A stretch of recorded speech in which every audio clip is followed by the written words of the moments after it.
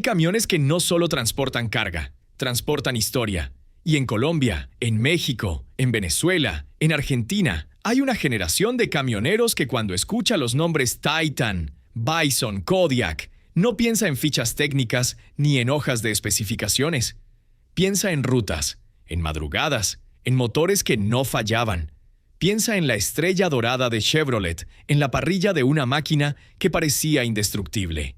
Y sin embargo, hoy no existe un solo camión pesado nuevo con ese logo. La pregunta es ¿por qué? Y la respuesta, cuando la conoces completa, dice mucho más sobre cómo funcionan las grandes corporaciones que sobre los camiones mismos. Si eres nuevo en el canal, aquí hablamos de transporte pesado con historia real. Suscríbete y activa la campana para no perderte los próximos videos. Para entender la caída hay que entender primero la altura desde la que cayeron. Chevrolet entró al mundo de los camiones en 1916. Prácticamente desde su fundación, y no entró de forma tímida. Para los años 40 ya tenía camiones pesados rodando por toda Norteamérica, y sus modelos de cabina avanzada llegaron a Colombia y a varios países latinoamericanos donde algunos sobrevivientes de esa era todavía se pueden ver hoy como piezas de colección. Pero la era dorada llegó en 1969, cuando General Motors lanzó dos camiones que iban a definir lo que significaba llevar el logo de la corbata dorada en un vehículo de trabajo serio. El primero fue el Chevrolet Titan, un cabover de clase 8, el camión de cabina avanzada más grande que General Motors jamás produjo. El segundo fue el Chevrolet Bison, que llegó en 1977 con motores Detroit Diesel y opciones de potencia que hacían temblar el asfalto. En México lo conocieron como el Chevy Grande. En Venezuela movió carga pesada por la troncal del Caribe. En Colombia hizo rutas que hoy serían impensables sin la infraestructura adecuada. Y completando la familia estaba el Chevrolet Bruin, el convencional de clase 7 y 8 que cerraba el trío. 3 nombres, 3 leyendas, todos con la misma estrella en la parrilla. Lo que nadie sabía en esos años de gloria es que el reloj ya estaba corriendo. Aquí es donde la historia se pone oscura. Chevrolet no era la única división de camiones dentro de General Motors. Existía GMC, la división especializada en camiones y vehículos de trabajo, con sus propios modelos pesados. El GMC General, el GMC Brigadier, el GMC Astro. Camiones casi idénticos en mecánica a los Chevrolet, construidos en las mismas plantas, con los mismos motores, pero vendidos bajo otra marca. Y ese era exactamente el problema que General Motors nunca resolvió. Los concesionarios Chevrolet no querían vender camiones pesados. Para un distribuidor Chevrolet, dedicar espacio de piso a un Titan o a un Bison significaba sacrificar metros cuadrados que podría usar para vender Impalas y Caprices, los modelos que dejaban más margen y rotaban más rápido. Un camión pesado requiere atención técnica especializada, refacciones específicas, mecánicos capacitados. Todo eso tiene costo. Y a los concesionarios Chevrolet no les compensaba. Los concesionarios GMC, en cambio, tenían la obligación contractual de vender y dar servicio a toda la línea, incluyendo los pesados. Era parte del acuerdo para tener la franquicia. No era opcional. El resultado fue devastador para Chevrolet. El GMC General le ganó el mercado al Chevrolet Bison en sus propias narices. 2 camiones prácticamente idénticos. Uno vendido con entusiasmo y respaldo. El otro empujado a regañadientes por distribuidores que preferían estar vendiendo otra cosa. El mercado eligió al que tenía soporte real detrás. En 1981, General Motors tomó la decisión. Chevrolet quedaba fuera del segmento pesado. El Titan murió. El Bison murió. El Bruin murió.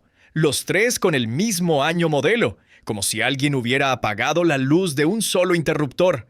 30 años de historia de camiones pesados Chevrolet terminados en una reunión ejecutiva. En Latinoamérica, donde muchos de esos camiones seguían rodando, la noticia llegó tarde y llegó mal. Porque un camión que funciona no entiende de decisiones corporativas. Suscríbete si este tipo de historia te parece importante. Aquí contamos el transporte pesado como merece ser contado. Pero General Motors no aprendió del todo. O quizás sí aprendió y por eso volvió. En 1990 lanzó el Chevrolet Kodiak. El nombre lo dice todo. El oso pardo gigante de las islas de Alaska. el animal más grande de su clase. Y el camión le hacía honor al nombre. Era una bestia de trabajo mediano pesado, clases 4, 5 y 6, con motores Caterpillar en las versiones para exportación latinoamericana, capaz de mover desde volquetas de construcción hasta camiones de bomberos. En Colombia lo ensamblaron en Colmotores. En México salió de Toluca. En Brasil usó componentes mexicanos con motor Caterpillar. Durante los años 90, el Kodiak fue uno de los camiones de trabajo más visibles en las ciudades latinoamericanas. Su gemelo era el GMC Top Kick. Mismo chasis, mismo motor, misma cabina, distinto logo. Y otra vez exactamente la misma historia de siempre dentro de General Motors. Dos marcas dividiendo un mercado que no era suficientemente grande para las dos. Durante casi 2 décadas el Kodiak sostuvo la presencia de Chevrolet en el trabajo pesado mediano. Era el camión de las obras, de los cuerpos de bomberos, de las flotas municipales. En Colombia, el legado del brigadier había dejado una huella tan profunda que cuando llegó el Kodiak, los camioneros veteranos lo miraron con el mismo respeto que habían tenido por sus antecesores. Pero el final estaba llegando de nuevo, y esta vez de una forma que nadie hubiera imaginado. En 2009 ocurrió algo que ningún americano de la generación anterior habría creído posible. General Motors se declaró en bancarrota. La empresa más grande del mundo automotriz, la que había construido el siglo XX sobre 4 ruedas, quebró. Y en medio de ese desastre, alguien en Detroit miró la lista de lo que había que sacrificar para sobrevivir. Marcas enteras desaparecieron. Pontiac, Saturn, Hummer, Saab. Y en esa misma lista estaban el Chevrolet Kodiak y el GMC Top Kick. Lo más brutal es que General Motors llevaba 4 años intentando vender esa línea antes de quebrar. 4 años buscando comprador para el Kodiak y el Top Kick. Habló con Isuzu.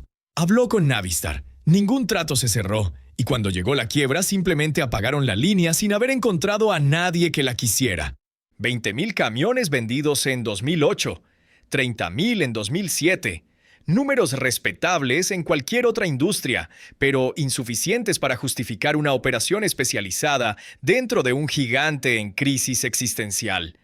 El Kodiak murió como había muerto el Titan 28 años antes, no en la carretera, en una hoja de cálculo. Ahora viene lo que General Motors nunca puso en ningún comunicado oficial. Cuando la empresa mató al Titan y al Bison en 1981, el argumento fue que los concesionarios no apoyaban la línea, que no era rentable, que GMC era la marca correcta para los pesados.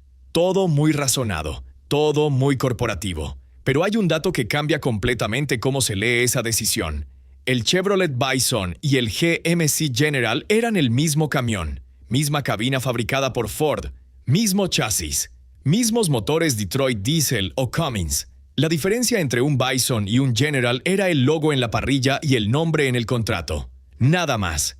General Motors no mató al Chevrolet pesado porque el camión fuera malo. Lo mató porque tenía 2 marcas vendiendo el mismo producto y necesitaba elegir una. Eligió GMC. Y la ironía más grande llega en 2009.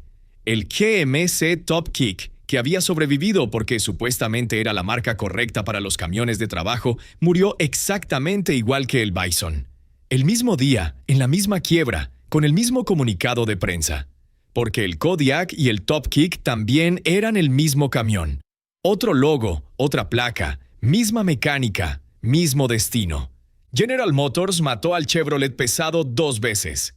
Y las 2 veces que lo mató, también mató a su gemelo con otro nombre.